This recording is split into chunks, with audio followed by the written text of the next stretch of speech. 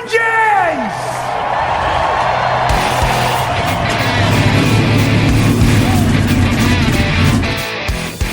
Hit the pace car! What for? Because you hit every other damn thing out there. I want you to be perfect. When I'm driving, I got a guy on the radio who talks to me. It's him. He talks to me. Well, I wanna be a race car driver. Pretty girls eating from my hand, yeah. Wanna live a life of fun and danger. No sweaty working for the man, alright. Well, I wanna be a firefighter. Cool-headed when the heat is on, yeah. Save my baby from the burning building. Take her home with the sleepless sun, alright.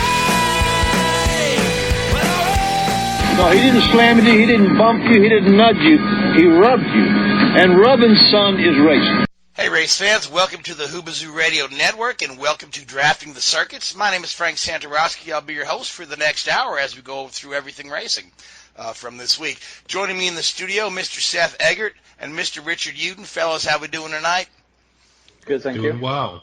All right, so big headline this week. NASCAR has decided their Championship 4, and that'll be 3 Gibbs cars along with Kevin Harvick.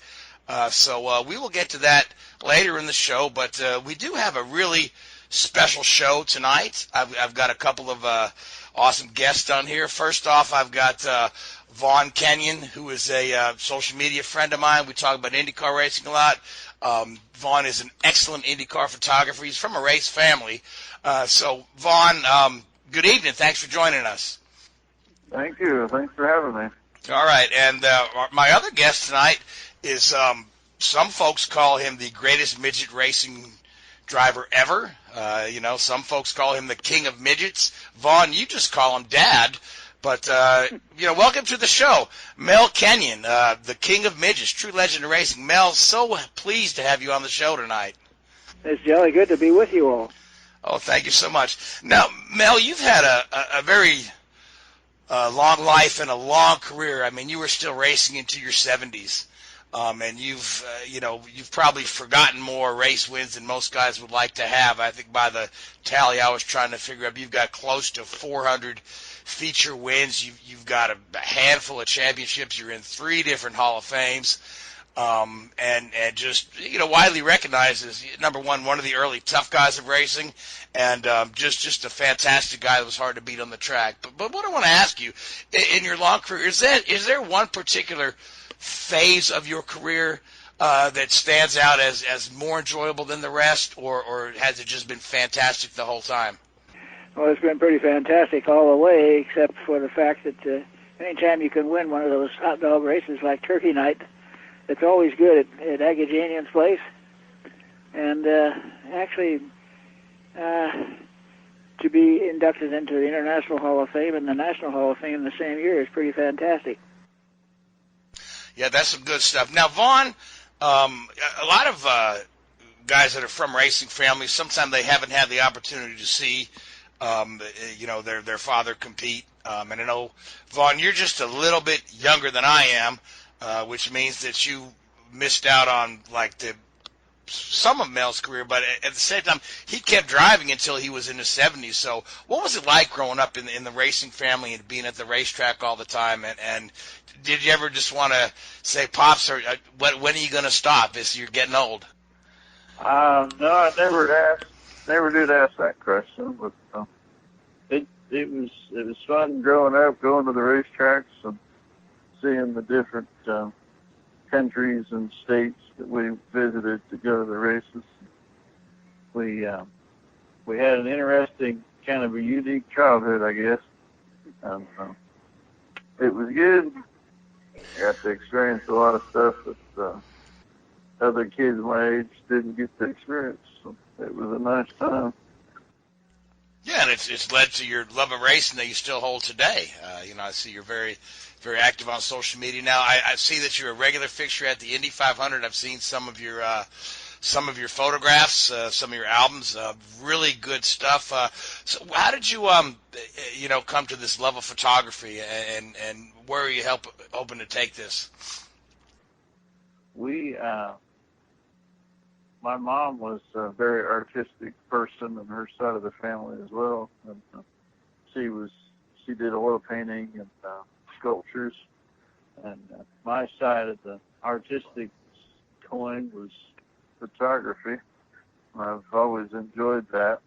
Back before digital cameras, it wasn't feasible with the film and the developing and all that stuff. But now with the digital cameras,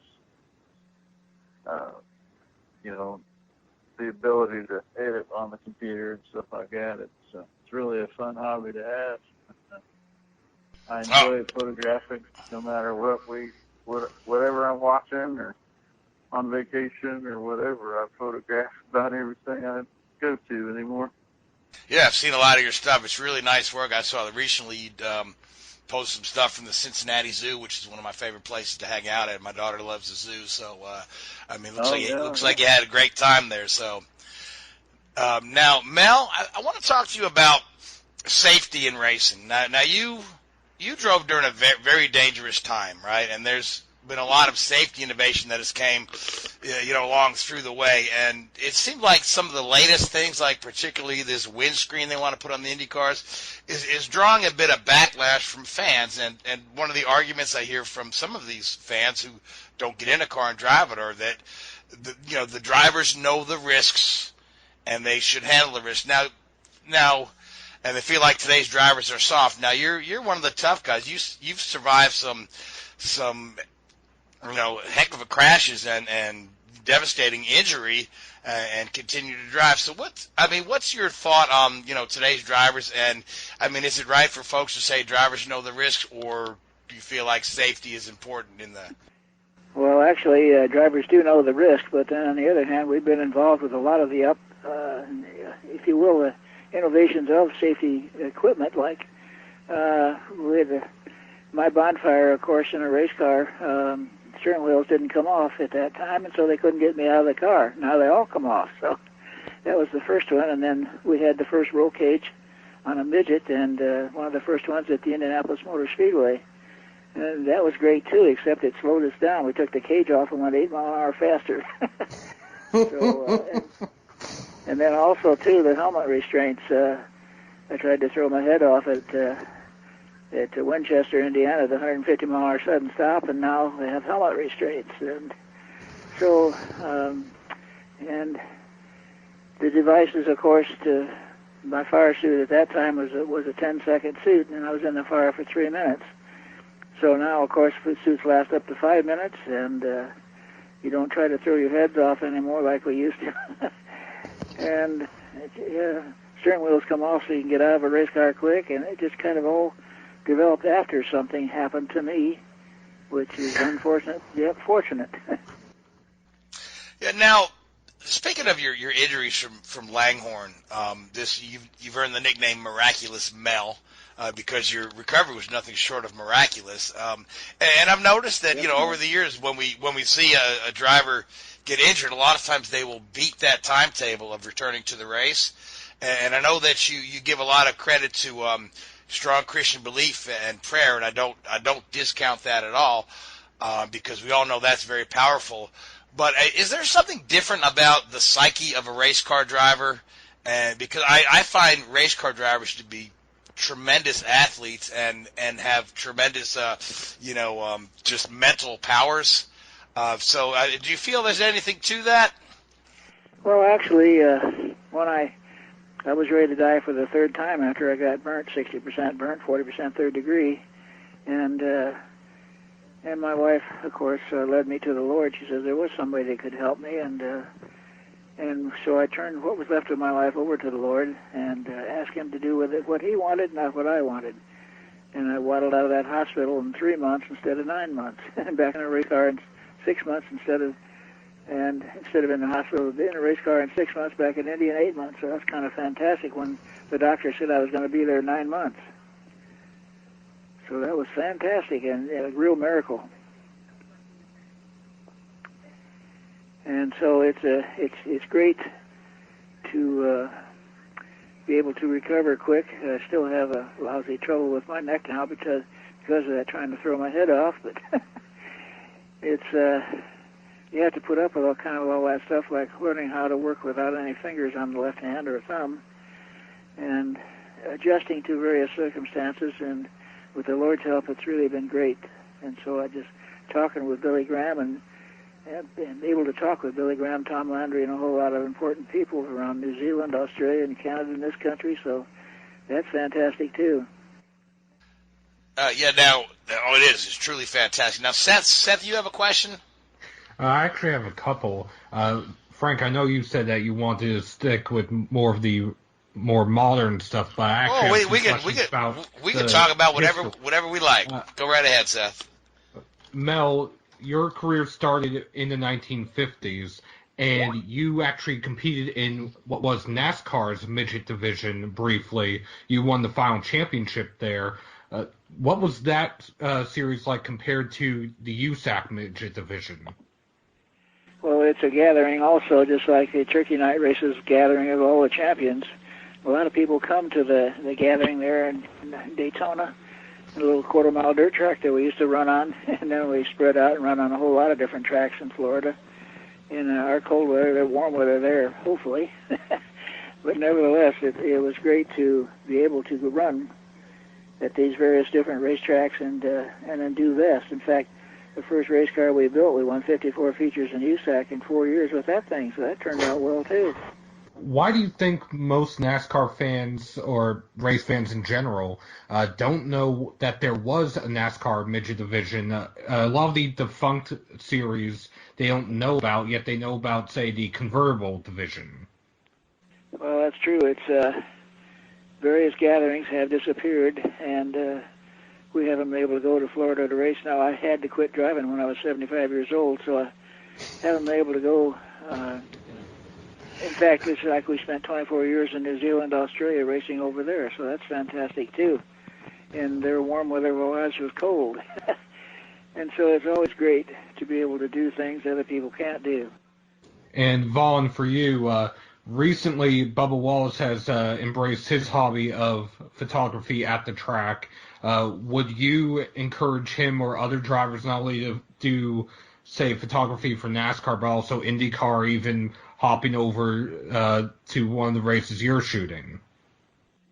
Oh, yes. It's a fun hobby, and if you enjoy doing it, then, yeah, go ahead and, give it a go.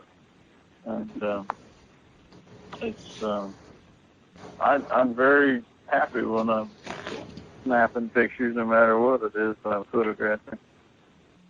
So, Mel, obviously, the era that where you were racing was some people consider the sort of golden era of motor racing, long before my time.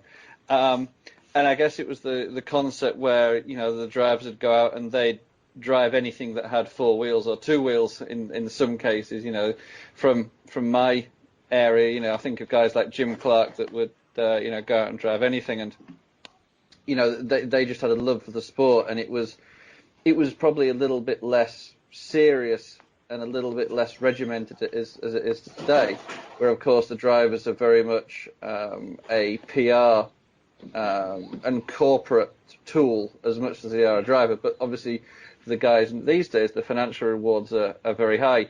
Do you sort of, do you wish you'd been around and racing today, or are you happy with the experiences that you had in your era?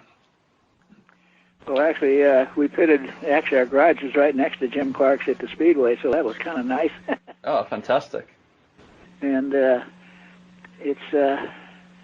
it was more fun then. Yeah. When you had to learn how to keep the car under you before ground effects and wings and so forth, yep, and still do well. And so everything has been an assistance in going faster, if you will. We used to catch the race car every now and then and keep it under us and finish the race. And nowadays, if you have to catch the race car, it's almost too late at the Speedway. So you're in the wall, like we're going so fast through the corners nowadays that it's hard to catch those things. You may catch a small wiggle, but boy, catching a race car when it jumps out is impossible. Now, I wanted to talk about, as long as we're talking about racing at the Indy 500, I've watched some old film of some of your races, both midget races and Indy 500, and I've noticed that you have a very different driving style in the Indianapolis style cars than you do in the midget cars. You appear to be a lot more aggressive in the midgets and a lot smoother and consistent in the champ style cars. So is that because you're driving somebody else's equipment, or is it just the way the car behaves and you're just more comfortable in that midget throwing it around like that? Well, actually, you have to get carried away in a midget every now and then, and you're able to save it, if you will.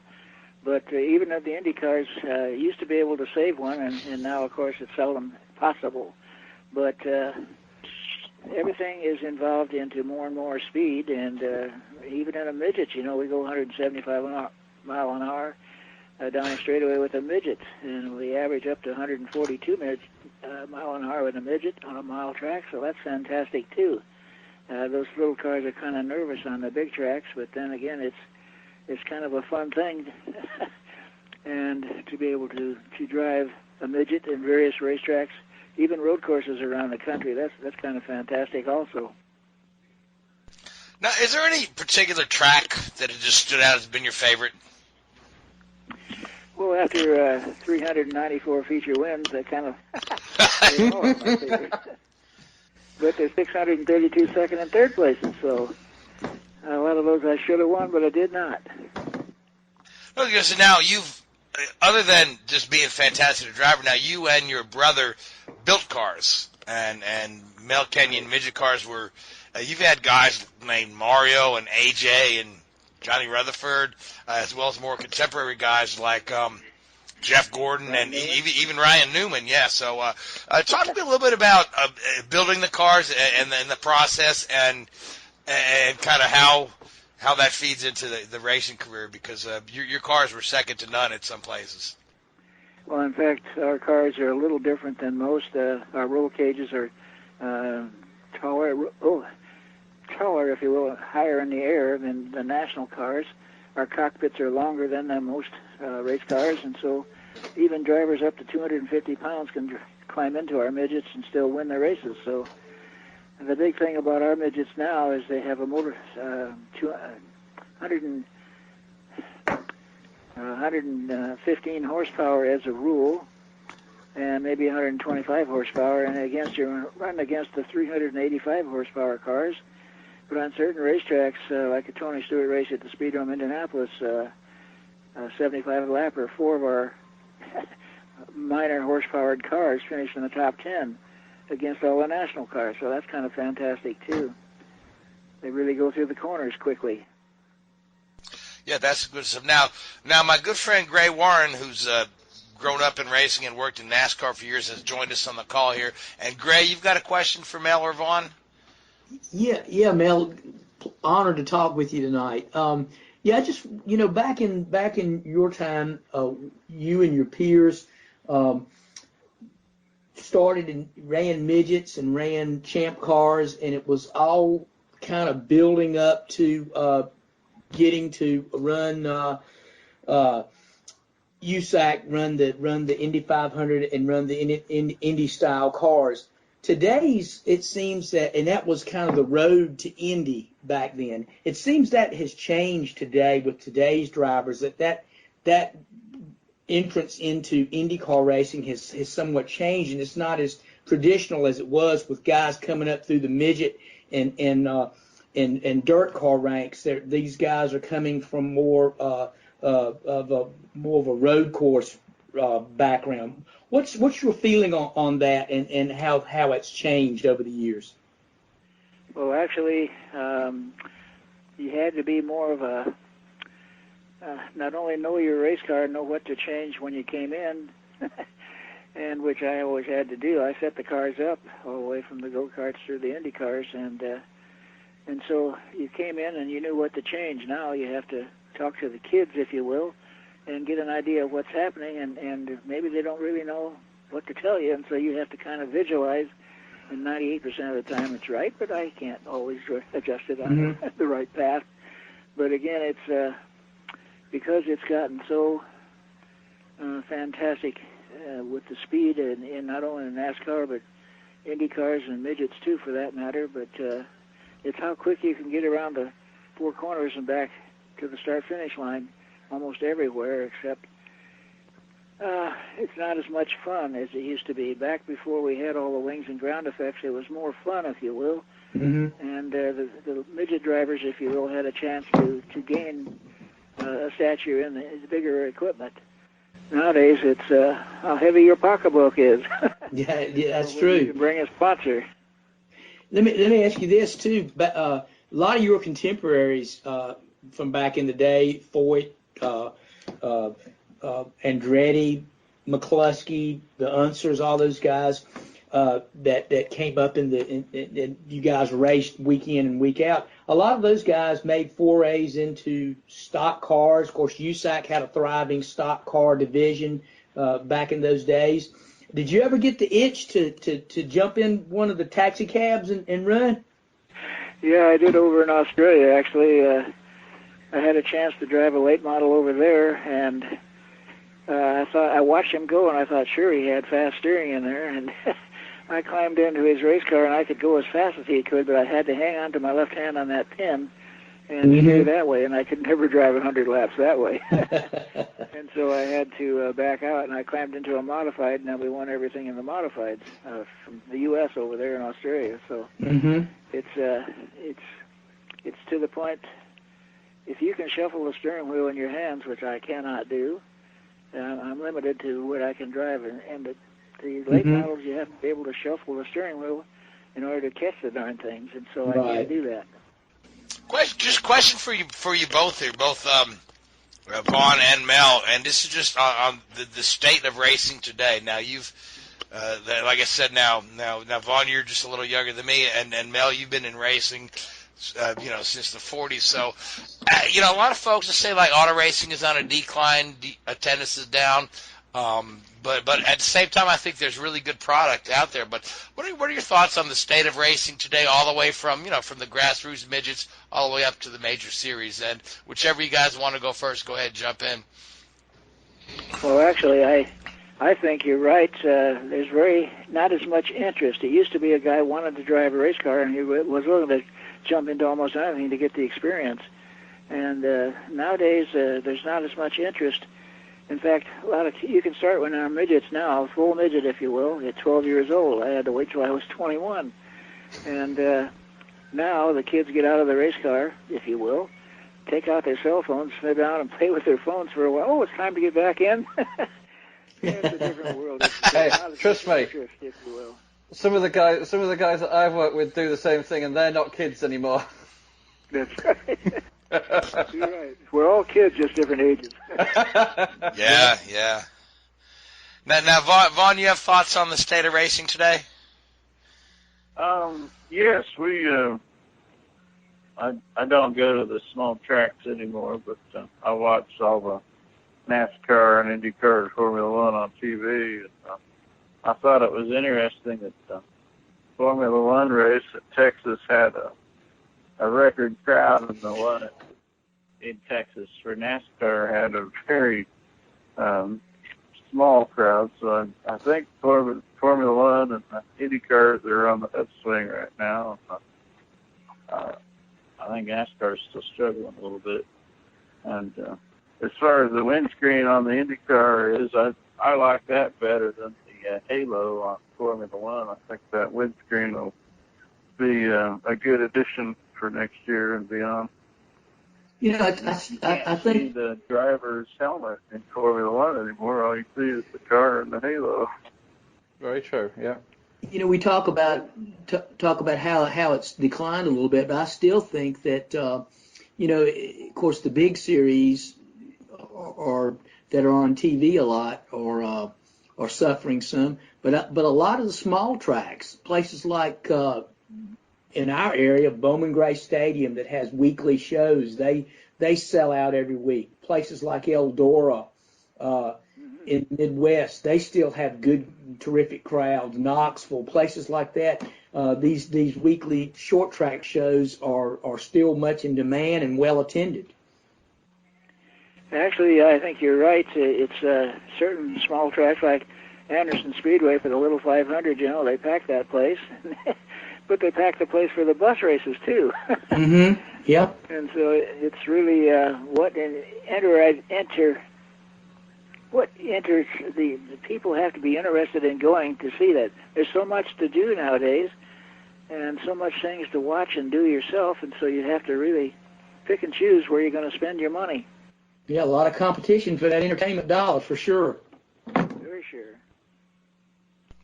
Now, Mel, what are your thoughts on, because we're talking about, the future of, not only the future of racing, the future of the automobile industry.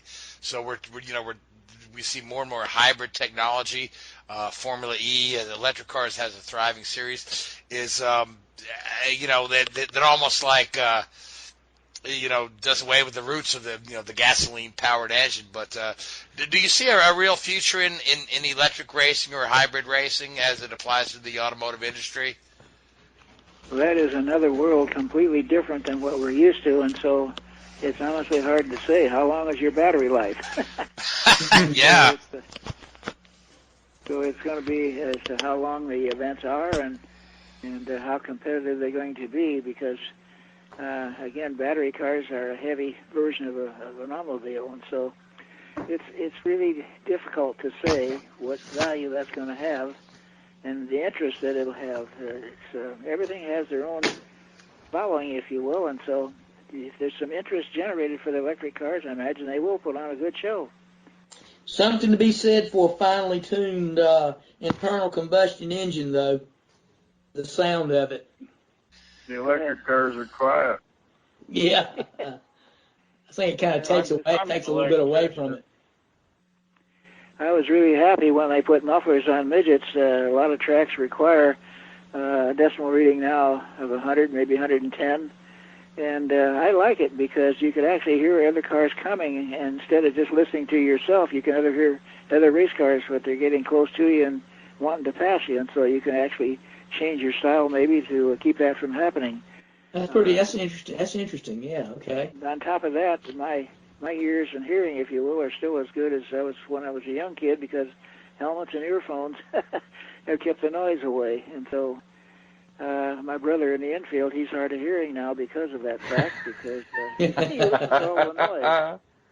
Now, Mel, you're still active building race cars, and you still get to the track a lot. I know I see you at Indy every year on Legends Day, but do you still stay pretty busy week after week at the racetrack?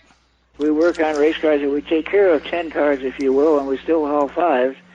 We haul for owners whose kids drive their race cars and so forth, so we get paid that way double, if you will. And it's interesting in the fact that our cars put on a really good show, but again, we used to have as many as 16, 18 cars, and now we're down to 10 and 12 cars, and that's terrible. They put on a good show, but that sure be nice to have 16 cars again to race against people. And so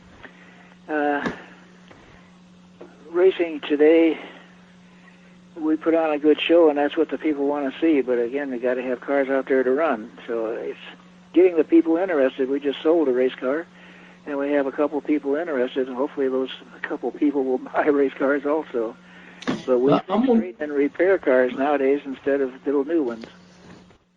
Do you guys currently take cars to like the big shows, like the Chili Bowl and things like that? No, with our engines, of course, 125 horse just doesn't make it down there. It's hard. The race car is a race car, but we still got to have a power plant. Right, exactly. Capable of getting it to the front. And $65,000 for a Toyota motor is just out of sight. In fact, that's just about killed midget racing. 385 horse is nice, but again, my Gertie at 365 still wins on the short tracks and so forth, but it's no good at all against the horsepower on the big racetracks. Right, I got you. Yep, everything's in cubic dollars now. Oh boy, is it ever! I'm gonna ask you to put on your talent evaluator hat, and we've had several guys that have come from the midget ranks and have come up and gone into NASCAR, which is where my background is. Tell us how you feel about guys like Kyle Larson and Christopher Bell and guys like that who who've come up through the midgets and things, and have made it into the stock car ranks and have been pretty successful. Actually, those guys are fantastic in everything they climb into, whether it's midget sprint cars or NASCAR, if you will. It's nice to be so versatile, like Foyt and Andretti and Unzers. They were able to do the same thing, but you got to have a name that sells well, if you will, to the public, and or you got to have. If you can bring a fantastic sponsor to any show, you just about have a good ride. Yeah. But that sponsor has to be able to stay with you for a while, and sometimes that's difficult. You know, of course, obviously you've run or a master of dirt, no doubt, and run a bunch of dirt tracks throughout your career. We had Mario Andretti as a guest on our show a couple of years ago, and we were talking about his experience in racing, and he was talking. We asked him how he was so good in the rain when he ran the Formula One cars, and he said it all went back to his dirt track roots. And learning his car control on dirt, all that translated when he got in a Formula One car and was able to be so good in the rain. Tell us a little bit, about that. Speak to that some. Well, actually, that's true. We've had, I think, 8 people that started out in the midgets that ended up in NASCAR. But again, some of those folks have gone back to open wheel stuff too. Sponsorship is a big thing again, and to be very versatile in various ranks of racing, whether it's open wheel or NASCAR or stock cars, if you will, it's just a fantastic opportunity for the drivers, and you really have to push that envelope if you want to be good at anything that you do. When we ran 90 races a year just in the midgets, that was fantastic. And now USAC is down to about 13 races now in dirt only, no pavement. And so we're the only group that still runs dirt and pavement with our learner cars, if you will, Kenyon cars. And it's fantastic to be able to give the drivers the opportunity, like Spencer Baston, for instance, won 16 features for us one year. We only had 20 races, but he won 16 of them. Wow. Dirt and pavement. So that's fantastic. Where the average person wins just 4 or 5 races a year, well, he won 16. That's fantastic. Chris Windham was another good one too. And it's just hard to say what a driver's capable of and what he wants to do. And we're having trouble with the kids in the spring and the fall. Of course, they're still in school, and so their parents don't want to pull them out too often. And that's just a shortage of cars again in the spring and fall. But racing has to be something you really want to do in order to become good at. And so it's an avenue which isn't wanted as much as it used to be. Carl Larson, he's another just fantastic driver. He drives everything hard and does well, whether it's a heavy stock car or a sprint car and occasional midgets, Chili Bowl, for instance. It's just a fantastic, having 360 cars show up for 28 spots. Wow, that's unreal. We used to do the same thing in USAC, like Terre Haute, when 140 cars showed up. Yeah. And I was 60th out to qualify, and stuck out in the weeds, ended up second quick, so that turned out good. But it's fun to be able to do that. Led the race for 80-some laps, then broke an oil pump shaft, so I didn't finish.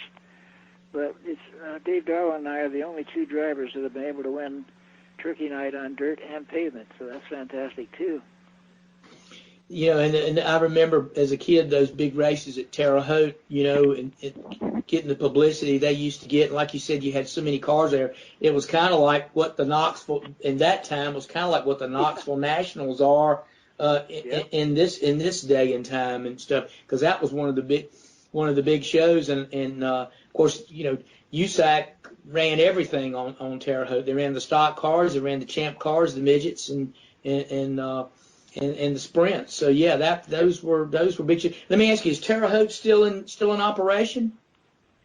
Yeah, but they run at night now. In fact, I ran the last daytime race there, and and again, ended up really well, except for the fact I didn't finish. But they run at night there now, and so the racetrack stays with them because you're not allowed to put a lot of stuff on the dirt anymore to keep it moist, if you will. And so everybody is trying to keep the tires on the cars. In fact, the first time at the Chili Bowl, we just were barely able to keep tires on the car. And so we went there with harder tires the next year, and they changed the dirt to talcum powder dirt, and I needed softer tires. So one never knows.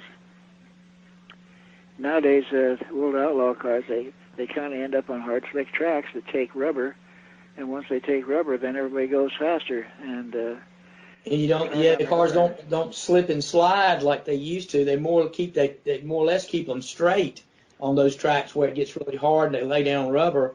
And that's really the fastest way around when they just keep the wheels straight and not hanging the back end out like they do on some of these tracks, because really you don't want to get up in the cushion. You want to stay in the groove, as it were. Yeah, you got to stay where the rubber is, and you start driving it more like pavement. Yep. And yep. you don't get sideways too often because you just slip backwards. Yep, that's right. Yep. Now, Vaughn, I know you're still with us. Now, I know you your brother Bryce has driven some midget races as well. Have you ever hopped in a race car and driven one, or was that? Well, my brother and I had a go-kart back in the early '90s. We took turns driving that, but I ran out of money, and I didn't really have the burning passion to drive either. So when I ran out of money, I never did get back into driving. My brother raced for years more, but I don't believe he races anymore nowadays. Well, he'd love to, but he can't get insurance now with a family in New Zealand. He got the car and the sponsorship and so forth, and he couldn't get life insurance, so makes a difference. I imagine it does. Yeah. So I've got one final question from me here. Obviously you mentioned all of your, nearly 400 wins.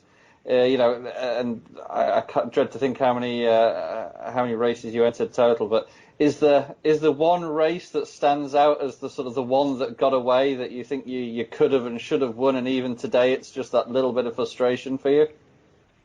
Well, at the Chili Bowl, again, I ran second my first race there. I should have won it, but keeping tires on that night was the big important thing.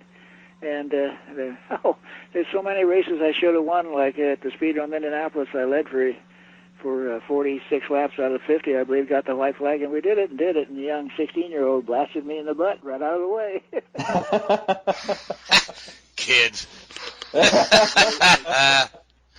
I got it caught up and almost passed him in 3 and 4 on the last lap, but not quite. So another one I should have won, but didn't. Well, I'll tell you what, you've had a tremendous career. Seven USAC midget championships and countless wins, and I tell you, and inducted into the International Motorsports Hall of Fame. So you've pretty much done it all and seen it all. Yeah, that's very true. In fact, it's 9 different Hall of Fames, but a lot of them are fan club Hall of Fames. But nevertheless, the International and National is pretty fantastic in the same year. I got to sit with a lot of important people at those banquets. Yeah, and then you got inducted into the Midget Hall of Fame, and then won the championship the next year after you got inducted, which is... we've had, I think, 14 national championships, 10 national championships and 4 regional championships.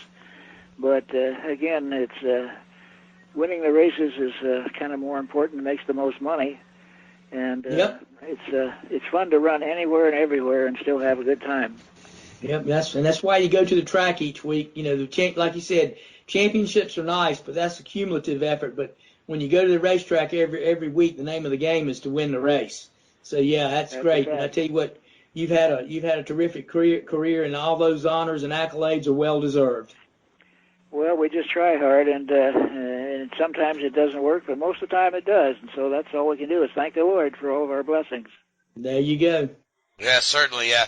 And speaking of thanking, I want to thank you guys for coming on the show. I want to thank you, Vaughn, for helping set us up with your dad. And I want to thank you, Mel, for coming on and talking to us. So, with that being said, you guys got any final thoughts before we let you go and continue with your day? I appreciate you asking me to come on too. I've never had the opportunity to do something like this before, and it's been fun. Well, I'm glad you enjoyed it, Vaughn. Yeah, 'cause I always enjoy your photography and your social media posts. So, thank you. It's just fantastic being able to talk with all you guys, and I know you guys are really up on your end of the world also. And all we can say is, good day, mate. Have a jolly good time. There you go. Well, thank you, Mel. It's been an honor and a privilege to have you on our show tonight. We've really enjoyed it. Yes, it's been fantastic. Thanks, guys. Have a good night. Thank you. It's all we can do is have a good night. Take care, fellas. Guys, let's talk about NASCAR Championship 4. We're heading to Homestead. We've going to decide all 3 championships. The top guys in the NASCAR series are going to be 3 Gibbs cars, which is going to be Kyle, Denny Hamlin, the other guy, and Kevin Harvick. Truex.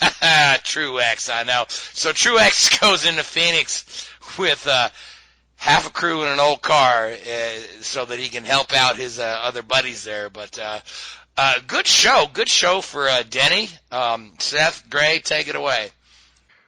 Well, it was Denny's race to lose, essentially. He dominated that race, although Logano, for a while, looked like he might have been in instead of Kyle Busch, at least until the final stage of first round pit stops. Whatever air pressure change they made on Logano's car absolutely destroyed the handling of his car. He went from running in the top 3 to going a lap down, to having to take a wave around under the final yellow to get back on the lead lap, and just missed getting into the final 4, the championship 4, by 7 points. So we're guaranteed to not have a repeat, or at least a back-to-back champion. Right. So do you buy the conspiracy theory that Kyle didn't challenge Denny because Denny first, Kyle second gets 2 Gibbs cars in. Kyle first, Denny second gets Logano in. God, no, because the 2 drivers that took 2 tires were Hamlin and Blaney. They restarted first and second. They finished first and third. If 4 tires were that good, Blaney would have been probably 10th, if not worse. So it's just a matter of tires didn't mean as much as they realized. Now, Gray, I read a couple comments in this that the tires just don't have the drop-off that they used to. And I think somebody put a comment out that, you could drive 2,000 laps and still not have any drop-off. I don't, that's a bit of an exaggeration. Well, but there was a time where, 4 tires, you could just run right through the field. But now it's not so much drop-off. Well, it depends on the racetrack, and it depends on the type, the tire compounds that they bring to the racetrack. I've always been a fan of a tire that degrades, through the run. I think it adds a little bit of element of strategy. You have to manage your tires. We talk about this when we talk about Formula One a lot. I think in any series where you have to manage tires and you can see, I think it changes the competition. It makes for a more competitive race in some regards. But, it's just with differing packages, aerodynamic packages that NASCAR works with and changes it puts a load on these tire companies, and they have to continually develop tires, from year to year to be able to work with the packages that they're showing up with and what NASCAR is wanting to use. So, it'll be different at different places. Some tracks are like, say, Darlington, where the aggregate that they pave the racetrack with is very abrasive. And no matter what you do, you're always going to have, tire wear is going to be an issue. But other tracks, they can pretty much dial them in, and they bring a tire that's very complementary to the racing surface, and they don't fall off a lot. And sometimes you can get 2 tires, and you really don't see that drop off. I do, when you talk about that race, I do know there was some concern in the announcer's booth about Denny getting 2 tires when his competition got 4, and they kind of thought he might be a little bit of a sitting duck, but he proved them wrong and was able to get a good restart. And I think again, he chose the right line, and even on a mile track, downforce and the way these cars are trimmed out does make a difference. And you get in clean air, it's an advantage. And I think that's what Denny was able to do. He just ensured his track position by getting 2 tires and was able to jump to the lead and maintain it in clean air. Speaking of packages, there was few rumblings this weekend that NASCAR next year might at least tweak the package on the short tracks and the road courses, in part as a response to the quality of racing this year at the short tracks and the road courses, in part as well where it's essentially a lame duck season for this car. And one other thing I do want to mention, NASCAR originally wanted 2 different aero packages, one for the short tracks and road courses, which was the 2018 package, and the new current package on the intermediate tracks and super speedways. That plan, from my understanding, was nixed by several teams in the industry because they were complaining about the amount of costs when they're trying to save money. Richard, do you have some comments on this? No. Okay, I'll just throw in my 2 cents. I thought that the racing on both the short tracks and the road courses were pretty good this year. I enjoyed the short tracks and the road courses. So, I mean, Seth, what are they trying to spice up? It's not exactly that they're trying to spice anything up. The problem is, at least on the short tracks and the road courses especially, the leader is able to use the clean air so well that it's not just hard to pass, but extremely difficult to pass. The 2 road courses, for example, had 0 green flag lead changes, which, at least in recent years, is unusual. That being said, there are other things as well in the difficulty to pass, not just at the front of the field, but mid-pack, especially at a track like Martinsville or Richmond, while, say, Bristol with the VHT, the traction compound, alleviates some, if not all, of those problems. So it's essentially a issue depending on which short track or which road course we're talking about. That being said, let's talk a little bit about this penalty to Bubba Wallace that came through from the last race. That the intentional spin and the should have kept your mouth shut. He essentially Saturday night he spoke to NASCAR on NBC's Dustin Long and had essentially mentioned that, yeah, he did it on purpose because he's racing for himself. He's not racing for Chevrolet. He's not racing for Kyle Larson. He's not racing for any of the other playoff drivers. He's racing for Bubba Wallace.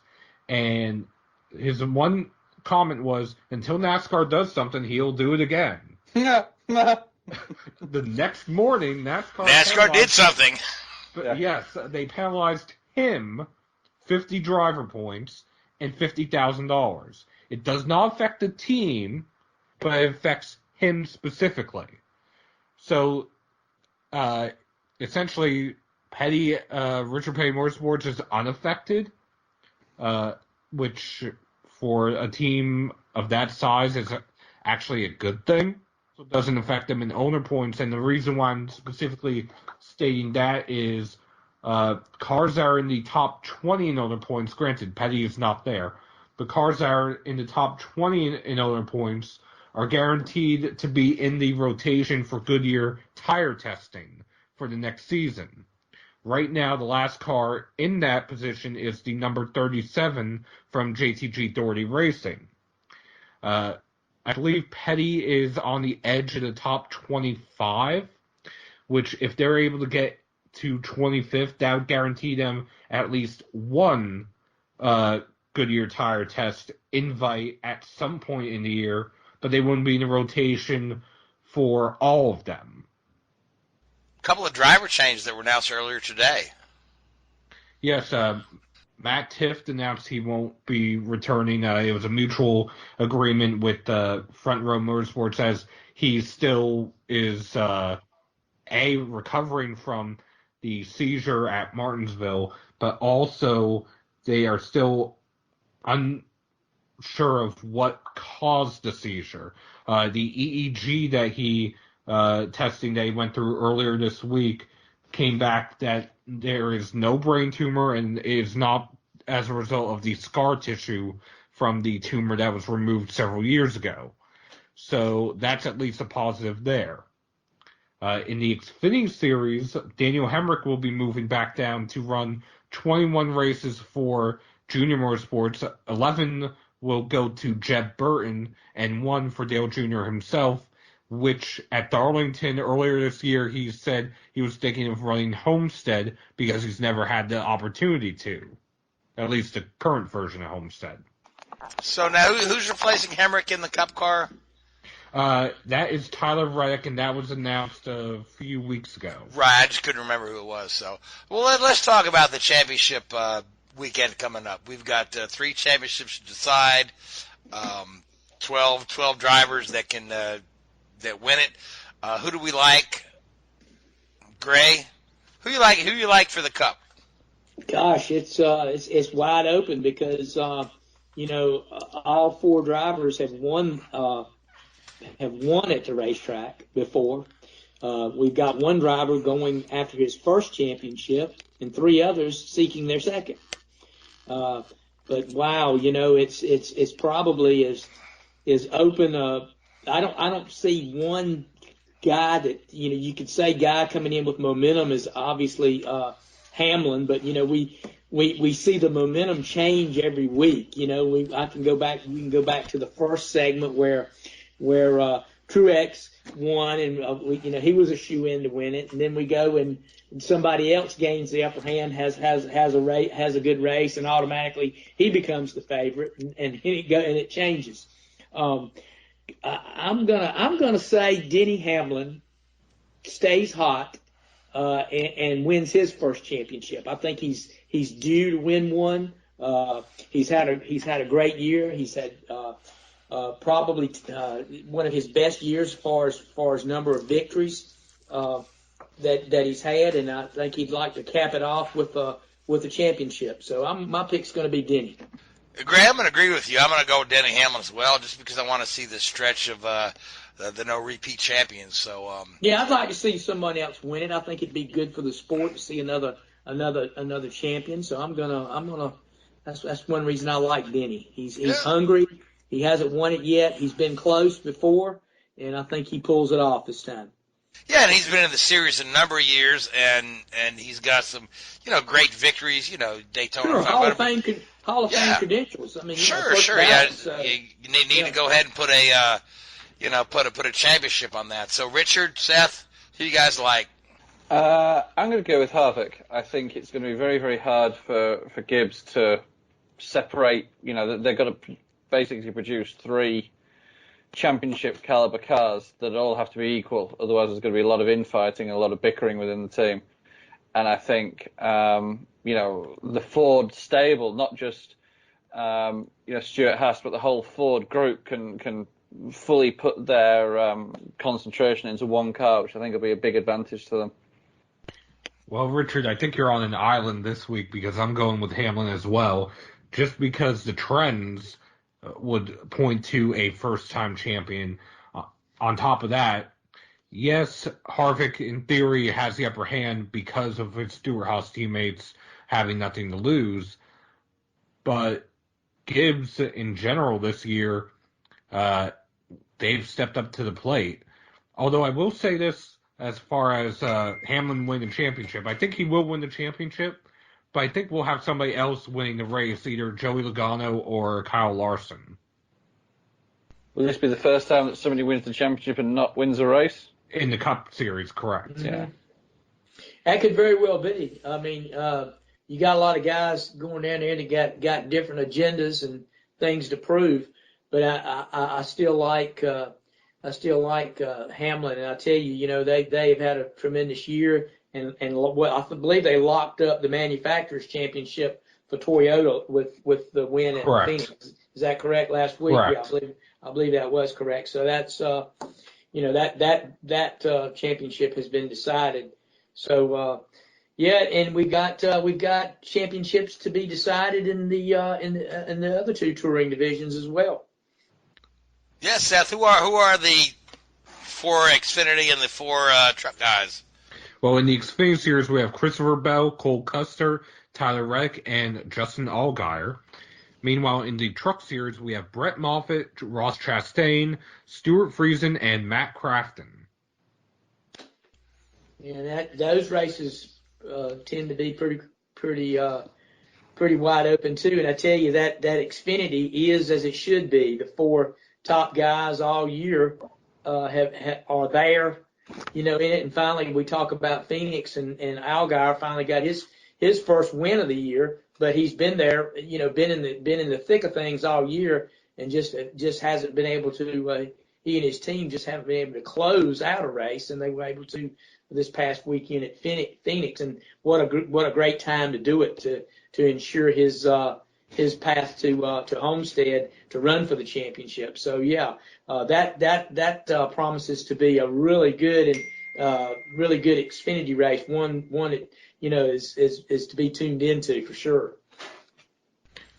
Agreed. Last year, Allgaier seemed to have it locked up until he had a tire issue late, handing the championship to Tyler Reddick, which coincidentally, the year before, his teammate, the same thing happened to Elliott Sadler after running with Ryan Preece, giving the championship to another junior motorsports driver, William Byron. So we'll see what happens there. And I guess Junior Motorsports is going for 3 in a row this year. Yeah. So that's good. That's going to be an interesting race on Saturday evening or late Saturday afternoon. And of course the truck race. And Seth, you follow that series closer than the rest of us. You can kind of give us a little preview of that. Well, for the Truck Series, we have 2 defending champions and 2 possible first-time champions. Brett Moffitt, who won last year with Hattori Racing, the underfunded team, is back this time with GMS Racing, one of the powerhouse teams.